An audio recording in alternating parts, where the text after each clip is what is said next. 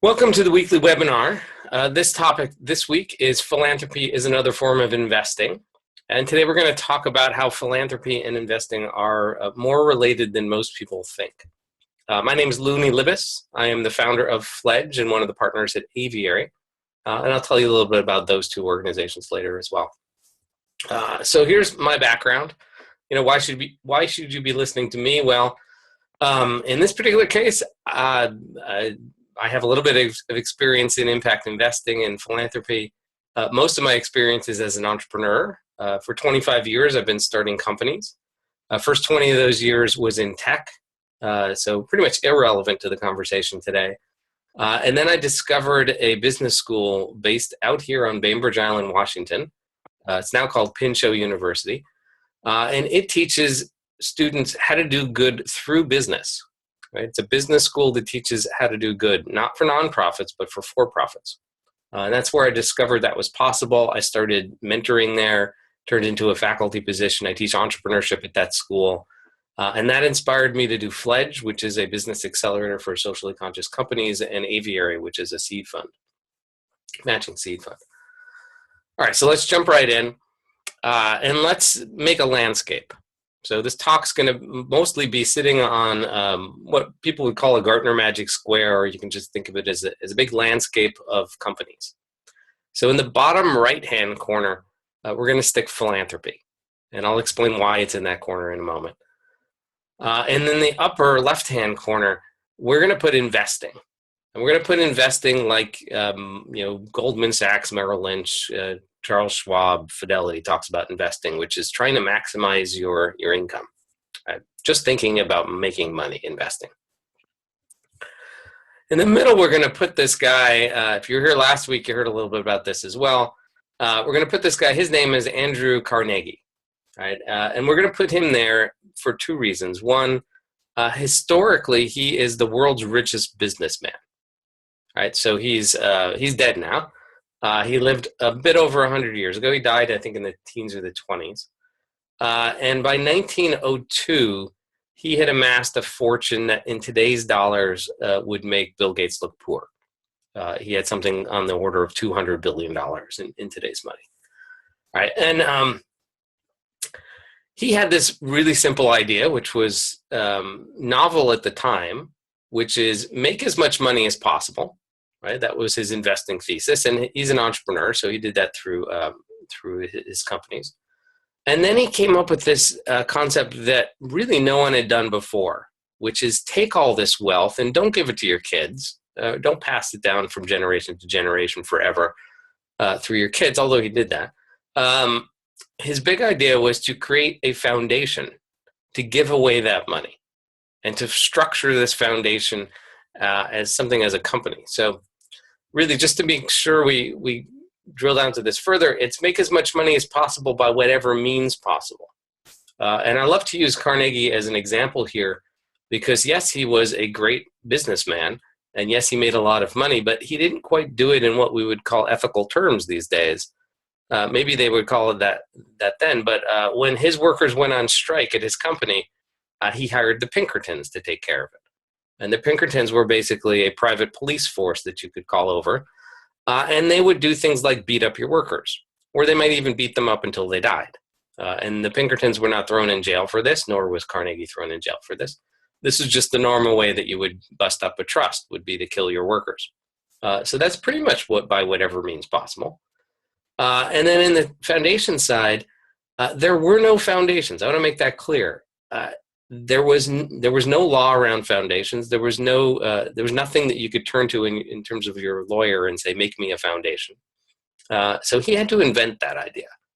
And that idea is basically you take a large pool of money and you put it in a legal structure that's hopefully tax exempt, although I don't think it was for Carnegie because there was no income tax yet. And you give away only a small sliver of that wealth each year. You give away enough so that you can earn more in investing so that foundation can live forever, right? They're perpetual. Right? In terms of Carnegie specifically, he created a company called Carnegie Steel, which in 1902 was merged together with two other companies to create U.S. Steel, which still exists. And then he created not just one foundation, because again, he had to break some ground here. He made actually a large number of foundations and schools, the biggest of which is the Carnegie Corporation of New York, which still exists. They're the ones that are known for building all the libraries around the U.S. But he made other groups like the Carnegie Endowment for International Peace and the Carnegie Institute of Science. He made my alma mater, which is Carnegie Mellon University. That thing there that looks like a Nobel Prize is the Carnegie Medal Award for, or the Carnegie Hero Fund, it's called. And there's more. I just ran out of space for logos. All right, so he made a bunch of foundations that all still exist 100 years later.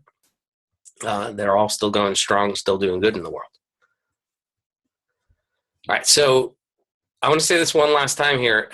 Getting rich and then turning around and giving it away through a foundation is an invention, and it is an invention of Andrew Carnegie. A consequence of that invention is that we turn to foundations and philanthropy specifically in the more general term to solve the problems of poverty and hunger and health. Right? We don't look to business to solve those problems today, most of us at least. We look to the foundations and government to solve that.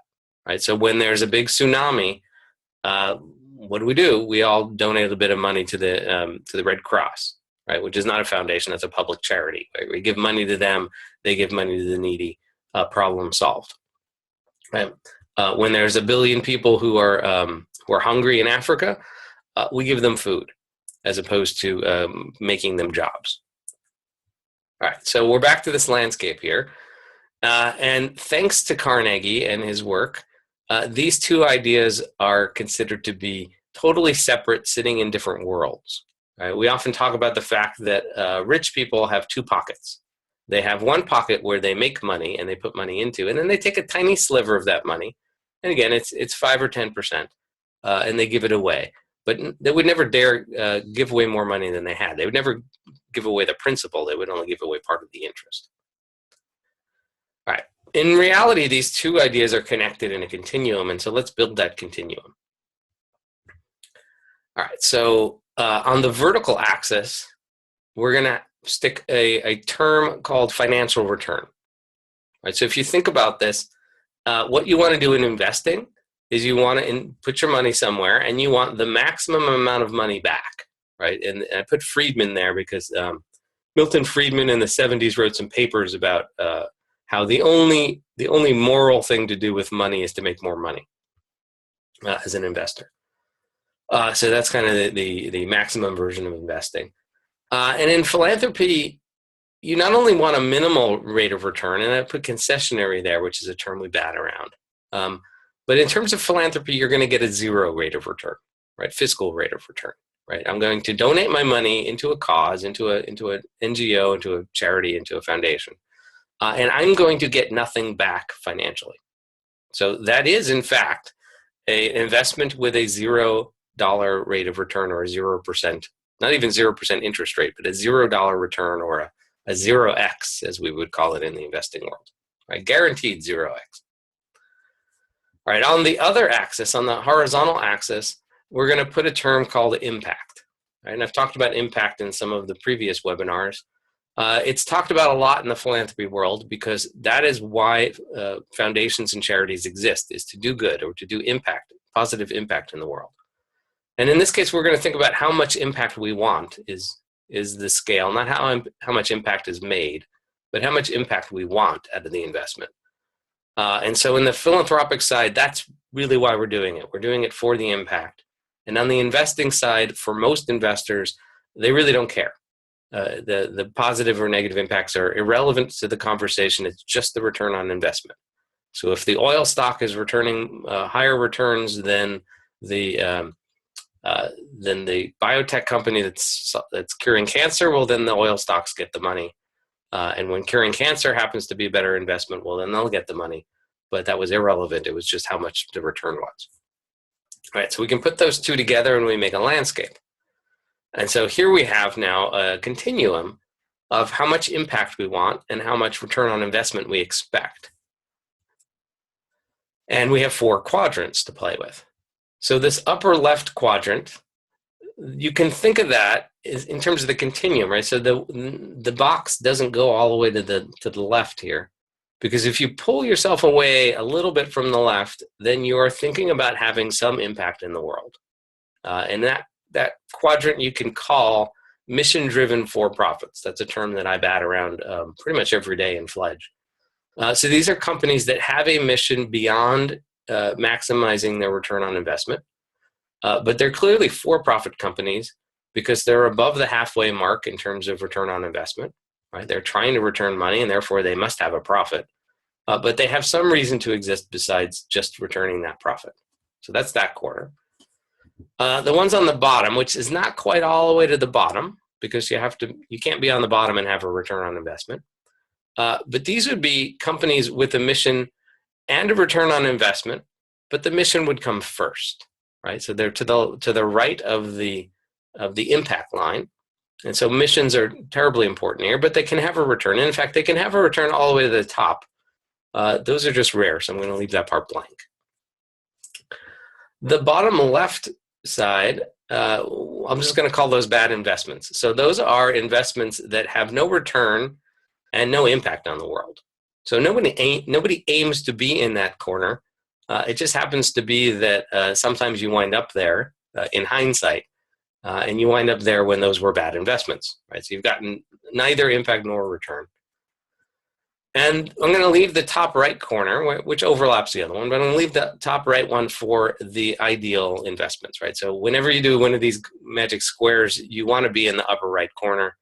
And so if you wind up with an investment in the very top right corner, that would have a huge impact in the world and the best return on investment possible, right? Better than anything else in the market. So that's where you want to be. All right, now in reality, there is this swath all the way through the middle of this graph called impact investing. And what's interesting is when you go to any events that talk about impact investing, we get a lot of debates about what it is. Right? We get debates on whether or not impact investing is really all about philanthropic investments that return the capital, or whether impact investing is clean tech, because clean tech can return great return on investments and have a good positive impact in the world. We talk about all different things about impact. In fact, when you talk to impact investors, you discover that they're all over this map, which is good. What most people don't realize is that impact investing is this big swath continuum. It's this big area on the map as opposed to these little corners. And that's why it sounds like something that's nebulous and something that's hard to pin down. It's because it's a big area as opposed to a single dot. So a few examples here. So bottom right corner here, there's an organization started by one of the PayPal founders called Kiva.org. It doesn't stand for anything, that's just its name.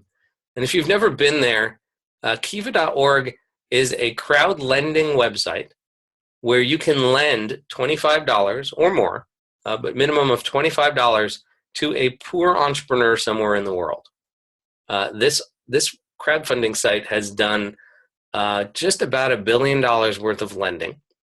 And what's fascinating about it is that at any given time, there's $5 or $6 or $7 million worth of loans that are posted up. And what's fascinating is that there is no interest paid. So I can lend $25 to a banana farmer in Ecuador right now, or a small shopkeeper in the Philippines, or a chocolate grower in Ecuador, or a taxi driver in Mongolia. You can go on Kiva.org. It's a fun site to go visit. And personally, I love lending money on that site because it feels like charity, but they pay you back. So it is, in my eyes and in my head, it's philanthropy with an exactly 1x return on investment, or call it a 0.99, because every once in a while someone doesn't pay you back. So it's in the realm of impact investing, but you get no interest rate, but you get your capital back. So in terms of comparing Kiva with normal philanthropy, you have a huge return, a much better return on investment, right? You've gotten pretty much all your money back. And what you basically do on Kiva, if you're a lender there, is you then lend it out again. So each dollar you have gets to be reused over and over and over again. The loans are like a year or two. So in 10 years, you've gotten to reuse that capital 5 or 10 times. And if you gave it to a philanthropist, they would have burned it up, right? They would have spent it. Also on this list, moving on, the next one up the chain is an organization called RSF Social Finance. They've been around for more than a decade, and they will return you a return if you're an investor. So if you put some money in their fund, right? Their fund is in the order of tens of millions of dollars at this point, or maybe even $100 million at this point. They will return you something on the order of what a savings account returns you, like 0.5% these days. And they will turn around and take your money and they will lend it to nonprofits and impactful for-profits, and they'll lend it at 4 or 5%. And so this is where that term concessionary shows up, because they are lending money to organizations that could probably afford to pay more than 5%. Right? These days, a bank loan might be 6 or 7. But they are giving up that return in order to find the ones that are most needy in terms of impact. And so the return back to investors is lower than it could be in exchange for finding the most impactful investments in the world. So that's why it's down there in the corner, but it's not quite down there next to Kiva, because you are getting something more than 0%. All right, and then jumping way up to the top here, we have mission-driven for-profits. And so I'm not going to try and put them in any specific spot. They're just somewhere in the top. Companies like Tesla and Whole Foods, Ben & Jerry's, Honest Tea. So two out of these companies, Tesla and Whole Foods, have gone public. Right? These are publicly traded companies. No one was going to argue with me that they have some impact in the world. Right? Tesla is the sole car company in the world that does not burn any fossil fuels. Right? Their factory is solar powered. Their cars are electric. That is a great impact and a great path toward total electrification of transport. Whole Foods is the leader in organic and local foods. Big public company worth billions of dollars. Ben & Jerry's was purchased by Unilever, so it's part of a public company. Honest Tea was half purchased by Coca-Cola, so it's too is part of a public company. And these are companies that aim to do good in the world. They all have missions, but they all, if you invested early, they all returned a lot of money to their investors. So they are proof that it's possible to try and do better for the world and make a lot of money for investors. This is also the same corner, right? So in the top right corner are is this area that Fledge and Aviary aims to invest in. So Fledge has 55 graduates, and they all fall in that space, with 1 or 2 exceptions that were just too impactful to turn up, and so those would be down a little bit below the line. These are investments that do good for the world. And so if you haven't looked at these yet, if you haven't tried them, there are many choices out there. And if you have an investment advisor, often you have to push them and tell them you're interested in doing impact investing. And then they'll do a little bit of research and find these things. If you're on your own and trying to do investments, they're a little bit harder to find. There's only a few public companies that would really fall into this space. Most of the public companies are off on that top left corner. But there are a lot of choices out there. They're just, we'll say, not hiding, but not mainstream yet, and therefore not popping to the surface. All right, I'll take questions after I tell you a little bit more about Fledge. So Fledge is the Conscious Company Accelerator. They're the sponsor of this webinar series. They take applications from anywhere in the world. We're looking for mission-driven for-profit companies that are young, that need help to get to reality. As I said, and we just announced on Monday that our 8th installment of Fledge will be in Lima, Peru. Installments 1 through 7 we're here in Seattle. Fledge 8 is in Peru. Fledge 9 will probably be back in Seattle. And then Fledge 10 will be in another city in the world. Fledge 11 back in Peru. As I said, we had 55 graduates. And just to explain a little bit more about what could an impactful company, what could an impactful private company look like? Well, on this list, in the top, there's a logo there called East Africa Fruits. They're a fruit and vegetable aggregator in Tanzania. So they're working with smallholder farmers, farmers with an acre or 2 acres of land. They buy the fruits and vegetables from those farmers. They teach them how to grow them better. Then they process them and sell them in the big city in Tanzania for a profit. Turn around and use those profits to work with more farmers. They're working with about 500 farmers today. The cook stove fire you see in there is from green char. They're making charcoal out of sugarcane waste. So rather than cut down trees, they're using agricultural waste, which is not in short supply whatsoever in Africa. They're not all African, though. That green, it looks like grass. It's actually carpet. And the bottom there is Jimmy Gia from Distributed Energy Management, which is a finance company that helps lower energy consumption in companies using a rather novel idea of a chief utility officer. Right below him is Stacy Flynn from Evernew. They have a technology that makes cotton recyclable. Right, there's all sorts of ways to do good in the world while aiming to make a profit. And then Aviary is a new impact seed fund, not quite yet off the ground. We're still raising money for it, and it will invest in the best of graduates of Fledge and other accelerators like Fledge. And lastly, I do want to make a shout out to a group called Tonic. So I'm one of the 200 members of Tonic. It's an international group of impact investors. And we exist in order to help each other learn how to do impact investing. More details at them at tonic.com, tonic with 2 I's. All right, and lastly, before I turn off the recording, this is a series of webinars every Wednesday. The next one next week is on investing in Africa. Fledge does a lot of investing in Africa. We have about 16 African fledglings. And when I talk to investors and tell them that, I get a whole lot of nervous looks back from them. Investing in Africa is not as scary as you think, and we'll tell you stories about how that's true. And then 2 weeks from today, we're going to go and expand on this idea of impact investing and show how you can do impact investing in all asset classes. So how to sleep well at night knowing that all your money is sleeping well at night. All right, with that,